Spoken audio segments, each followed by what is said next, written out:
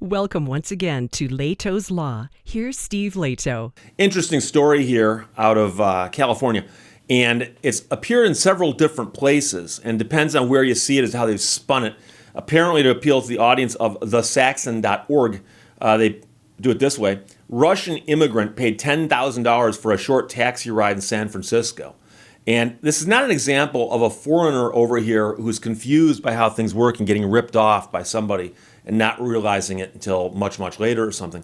This is literally somebody who got in a taxi, took a short ride, used a card to pay, and later on discovered that instead of being charged $9.87, she was charged $9,875. But the story really is that no one will straighten that out for her. The bank won't do it, the payment processing company won't do it, and the taxi operator won't do it. And everybody's blaming everybody else. So as of right now, the woman's out almost $10,000 for her short taxi ride in San Francisco. As widely reported, like I said, one September evening, she and her husband boarded a San Francisco taxi, which drove them for 11 minutes to get to a birthday party venue, and it was 1.7 kilometers away. 11 minutes and 1.7 kilometers. She paid with a credit card using PayPal on a terminal after the taxi's built-in device failed to read her card. So guy says, look, your card's not going through. We're going to use PayPal. The meter showed a fare of $7.90. She tipped the man 25%, which brought the total up to $9.87. The driver said they would email her a receipt, which never happened. So she never got the receipt. A few days later, her credit card bill arrived, and she was amazed to see she was charged a whopping $9,875 for this short trip, which is 1,000 times the actual price. Now, what seems to have happened here is that somebody moved the decimal point a whole bunch of times. So she called Bank of America, who issued her credit card, and reported what happened. But the bank said, well, it's not a scam because you handed them the card and did the transaction and you left. And so, when you do this, you're supposed to be able to see what's going on. So they said that she'd have to file a billing claim, which she did. They then wrote to her and said, after examining the documentation, we found that the amount billed to you was calculated correctly. So the bank came to the conclusion that a 1.7 kilometer trip really should cost $9,875 in San Francisco. Now, I've heard that the cost of living in San Francisco is quite high. I know people who live there. Houses cost a lot of money. Apparently, so do taxi rides. So now the woman is 51 years old, and she is a Russian immigrant, which they point out apparently for their audience, and she works as a medical translator at a local hospital. $10,000 is the equivalent of 3 months' rent and utility bills for her home in Redwood City. She said, basically, that's it. I won't have any financial cushion left. So she called the bank many times. The agents told her that the merchant, which is the taxi driver, stated that the transaction was legal and he had a signed receipt. Problem, of course, is he was going to send her a receipt. And what he had, which showed a signature, was not her signature. So she then started calling everybody she could think of. I don't think the burden of the investigation should be on me, she said.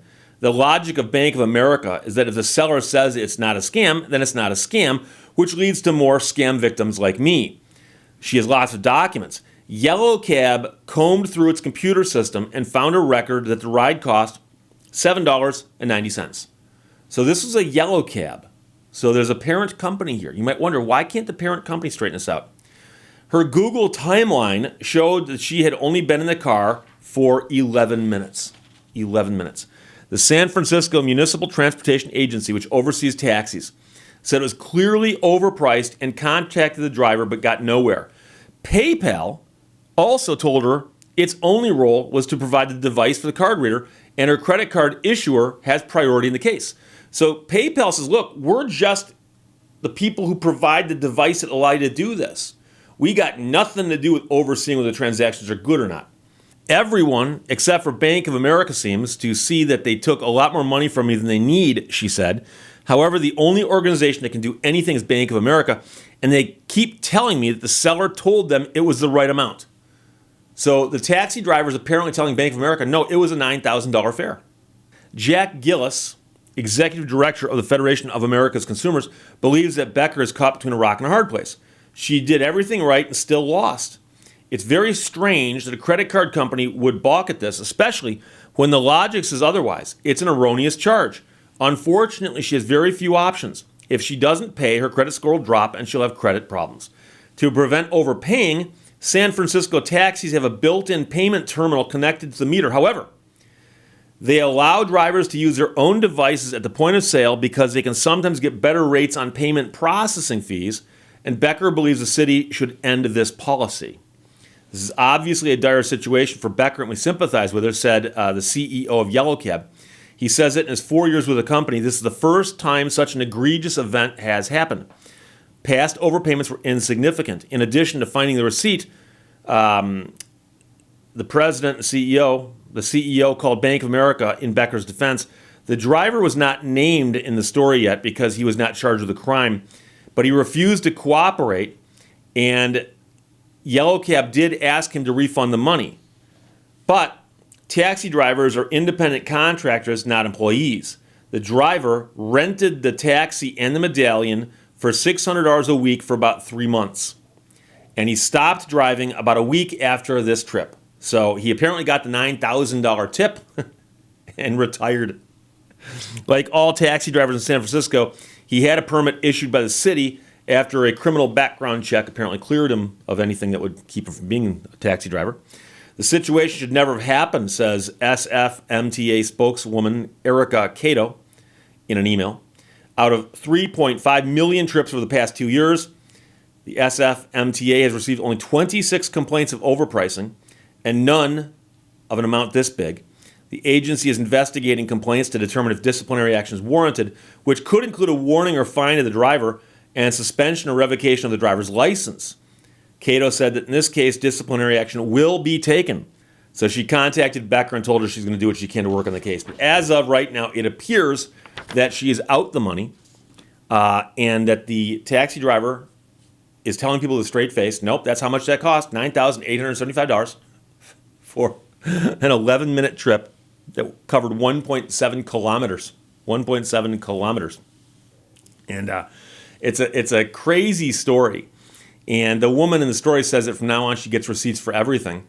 And, I've heard other stories. I did a video not too long ago about a guy who went into a gas station in the morning, and I forgot if he got a coffee and a bagel or something, but he got something really, really quickly to grab and eat on the run, and he accidentally got charged, and it was off, I think, a factor by maybe 10 or 100, but it wasn't off by a factor of 1,000, because the bill should have been $9.87. Instead, she's charged $9,000. $9,875. So it's crazy, and it's such an obvious problem. And one of the things about these kind of transactions is it is so easy to unwind them. But I suspect, if I had to guess, that the man who got the money quit working for the taxi company, so they no longer have any leverage over him unless he wants to come back, and he probably cleaned out his bank account, so whoever he was banking with can't get the money. And Bank of America is looking at it going, well, we can't get the money back now, so we're not going to say it's on us because that would cost us $9,800. So it's a crazy story. And you might say, but Steve, is there anything legally she could do here? Is there anything legally she could do here? And believe it or not, she probably could sue the man. And you could sue him under a couple different theories. The other thing is an equitable theory. And equity is a field of law where courts can do stuff that just appears to be right. And it would take much, much longer for me to explain it than that. So I'm just trying to give you a short version of it. And there's a concept in equity called unjust enrichment. Unjust enrichment. And so unjust enrichment is where somebody is in a situation where they wind up being benefited and they don't deserve it. But they haven't done anything necessarily wrong. They didn't steal the money. They didn't commit outright fraud to get the money, or these things that you're saying. Basically, we don't need to prove any of that. All we need to prove is that somehow you came into possession of this, and it would be unjust to leave it in your possession. And a court would look at this, I think, and say, yes, everyone agrees, except for the man who's got the $9,875 in his account. Everyone agrees that the trip should have cost $9.87. So when the money gets taken out of the account and paid to this guy, and it's $9,875, do we really need to prove that it was done by trick or artifice, or that it was stolen? Do we really? Can't you just look at that and go, let me get this straight. 11-minute taxi ride, and you got paid $9,875 for that. Does that seem right to you? Of course he's going to say yes. No one else on earth is going to say, oh yeah, no, that makes complete sense. No. So you could go to court, I believe, file the lawsuit, and among your causes of action would simply be unjust enrichment. And to say that for this guy to collect $9,875 for an 11-minute, 1.7 kilometer trip would be unjust. And I think a court could straighten that out. So we'll see what happens. But as of right now, the Russian immigrant paid $10,000 for a short taxi ride in San Francisco and is having a devil of a time getting her money back. So there you go. Robert sent it. Thanks a lot. Questions or comments, put them below. Let's talk to you later. Bye-bye. Thank you for watching Lehto's Law. What's more amazing than a talking dog? A spelling bee.